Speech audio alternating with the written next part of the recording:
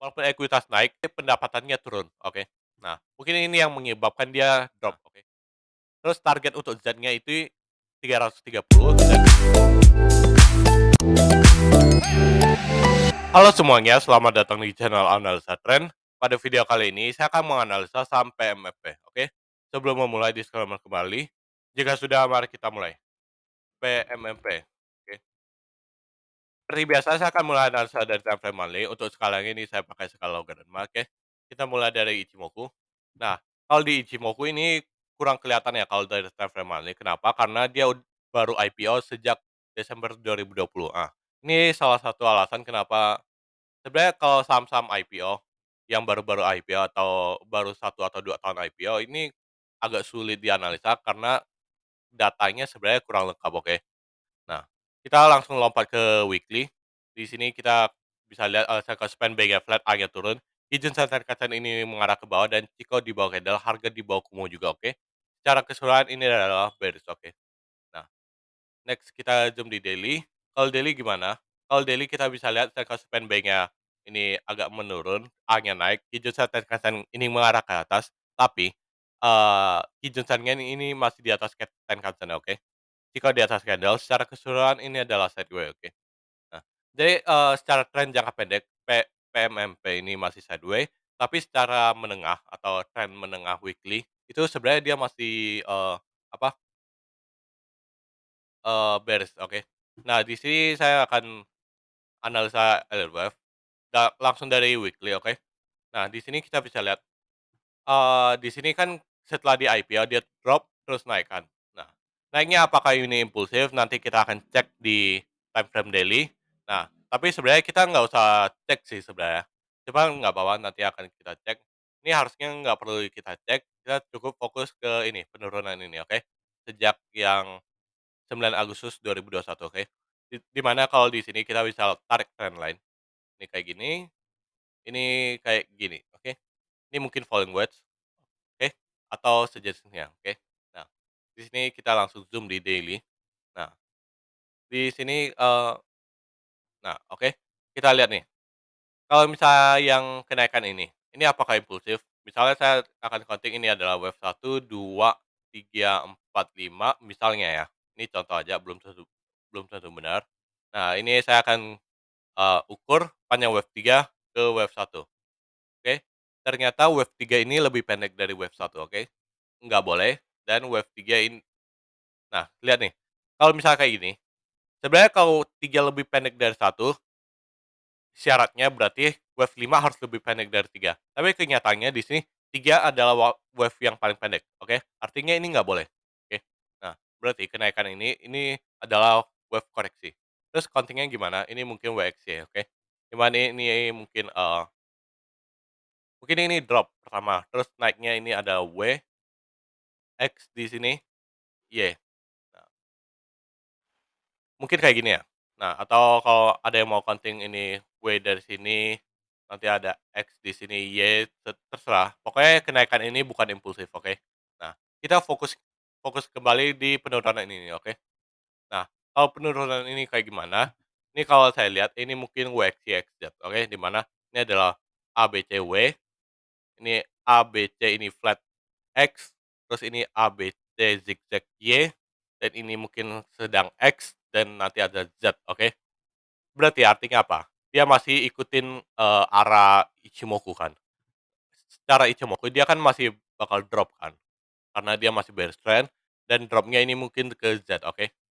Terus pertanyaannya, kenapa dia nggak impulsif, oke, nggak motif diagonal, oke, nggak 1, 2, 3, 4, 5, oke.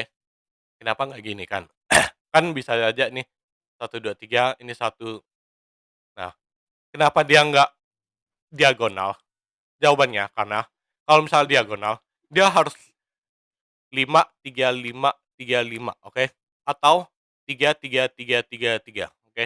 Di mana kalau misalnya ini 3, 3, 3, kan ini ini kan 3, wave satunya 3, wave 2-nya ini mungkin masih bisa 3, wave 3-nya ini nggak bisa 3, oke? Karena wave 2 harus selesai di sini, nggak boleh di sini. Kenapa? Kalau diagonal, karena diagonal itu nggak boleh dia dalam wave-nya itu flat, oke? Dia harus zigzag, oke? Nah, itu aturan diagonal. Jadi ini nggak mungkin diagonal ya, oke. Jadi makanya ini pasti di-counting WX, YX, Z, oke. Nah, artinya apa? Kalau misal sekarang ini adalah X, artinya sebenarnya dia masih ada kemungkinan, dia gini, karena ini X ya, dia naiknya X, berarti dia bisa kemungkinan dia tiba-tiba naik kayak gini, terus drop, baru Z, baru selesai, oke. Sebenarnya bisa gini, atau bisa langsung drop. Kalau misal dia langsung drop artinya kayak gimana, mungkin ini adalah kayak gini, X yang kedua ini mungkin membentuk pennant, baru drop, oke. Nah, jadi dia ada dua kemungkinan sih sebenarnya. Nah, bisa selesainya di sini 29 Juni, atau bisa selesainya ini false break di sini, oke.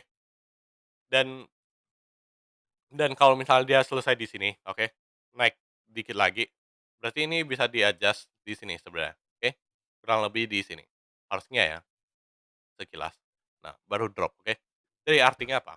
Kalau misalnya mau trading jangka pendek, sebenarnya kalau mau incer ini, kenaikan yang kecil ini dikit, mungkin emang nggak terlalu kecil ya secara persentase, kalau misalnya dihitung mungkin masih bisa naik 10 sampai 15% di sini. Tapi kalau saran saya hati-hati aja, mungkin kalau mau incer, incernya di ujung Z, oke, di ujung Z sini, oke. Nah, kalau misalnya incer ini tuh sebenarnya rawan sih, rawan dia drop lagi, oke. Nah, oke. Nah, misalnya kalau mau langsung buy incer ini, siapa tahu dia langsung kena ini, oke, berarti langsung drop, udah sia-sia, oke. Nah, terus pertanyaannya sekarang, ini dropnya kemana, oke? Dropnya kemana? Z-nya kan, oke. Kita asumsi ini langsung drop ya, nggak, dia langsung drop kayak gini.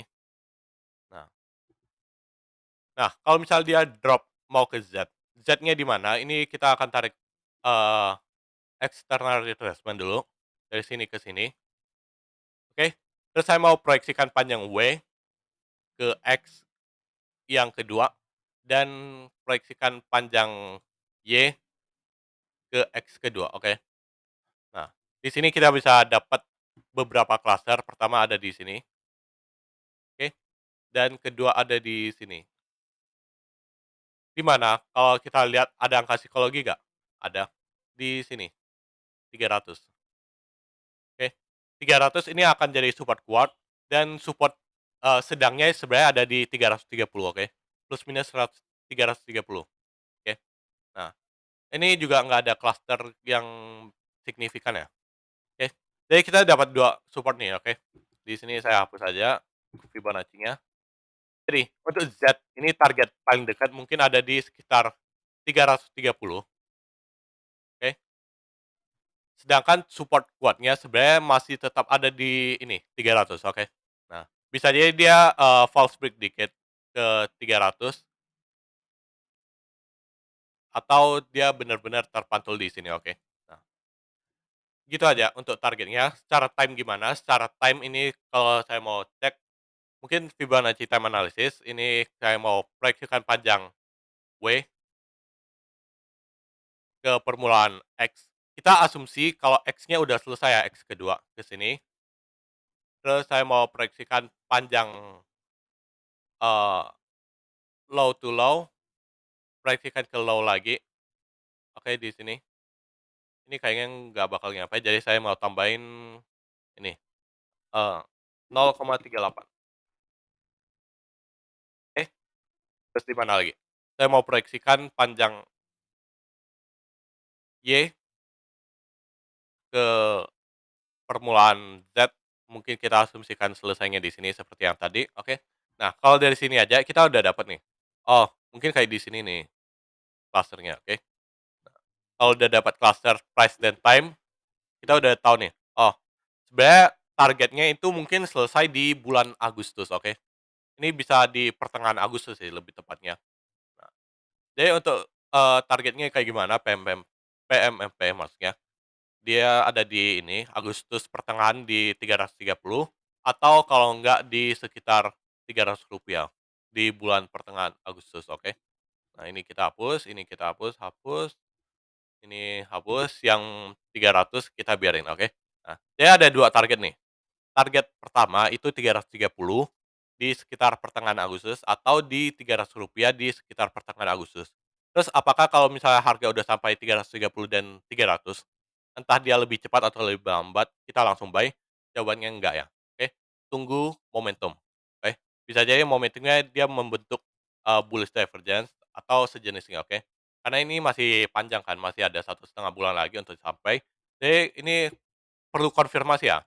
Konfirmasi yang paling jelas adalah, dia bisa break trendline ini atau break Kumo nanti, oke. Karena ini Kumo kan. Nah, ketika dia bisa break Kumo daily-nya nanti, oke, atau trendline ini, trendline yang hijau ini, artinya dia udah konfirmasi Z udah selesai. Jadi Z ini sebenarnya nggak harus nunggu sampai pertengahan Agustus ya.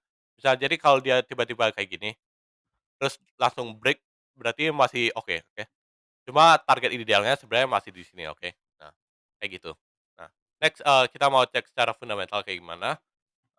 Di sini saya mau cek, ekuitas atau book value, oke. Saya mau per quarter saja karena ini kan baru-baru ya, oke. Terus EPS juga per quarter saja. Nah, di sini nggak usah zoom out ya, langsung di daily aja. Di sini kita bisa lihat, nilai buku atau ekuitasnya ini selalu naik, oke, masih bagus. Terus EPS-nya kayak gimana, EPS-nya ini naik turun, tapi sejauh ini nggak masalah. Nah, kuartal 1 2022 ini lebih rendah dari kuartal 1 2021, oke. Nah, mungkin ini agak sentimen negatif karena dia walaupun ekuitas naik, tapi pendapatannya turun, oke. Nah, mungkin ini yang menyebabkan dia drop, oke. Nah, berarti artinya apa? Kalau misalnya ini nunggu Agustus kan, berarti minimal kuartal 2 ini udah keluar, oke. Nah, mungkin habis kuartal 2 keluar, dia baru market bereaksi untuk meng meng apa, membuat pattern wave Z-nya baru break, oke. Nah, itu mungkin ya, atau mungkin tunggu kuartal 3 atau seterusnya, oke. Nah, terus, apakah secara keseluruhan performanya gimana? Ini secara keseluruhan sebenarnya menurut saya masih cukup oke ya, karena dia masih baru IPO. Jadi kalau misalnya dia cuma drop dikit bentar, ya sebenarnya nggak terlalu masalah, kecuali dia drop dalam jangka panjang ya. Nah, oke. Nah, next, selain ini, seperti biasa saya mau cek, PBV, saya mau cek pair-nya juga, oke. Sama seperti biasa saya gabungin sama Bollinger Band, PBV pair Bollinger Band. Nah, untuk Bollinger Band seperti biasa ya, saya pindahkan ke panel yang telah di bawah, buka setting, seperti biasa ya. Ini saya pertebal, panjangnya saya pakai 260 candle, sumbernya ini pakai PB Ratio. Oke. Nah, di sini kita bisa lihat, kalau pair-nya sendiri ini masih 7 komaan ya, 7,4. Ini sebenarnya cukup rendah pair-nya, dan PBV-nya ini udah di bawah 1, di mana kalau 1 itu di sini, koordinat 1, oke. Nah, sejak IPO dia langsung drop di bawah 1 di sini kan. Terus dia ini sempat naik di atas 1 dan sekarang drop lagi di bawah 1, oke. Mungkin dia drop di bawah 1 karena, ya itu, pendapatannya menurun, oke. Nah, tapi secara keseluruhan sebenarnya ya masih oke lah, dia masih kisaran di plus minus 1, oke. Dan hitungannya apakah ini murah? Ini ya hitungannya cukup murah ya sejak IPO sampai sekarang, oke. Tapi bukan berarti, sekarang cukup murah artinya dia nggak bisa turun ya, masih bisa turun artinya, oke.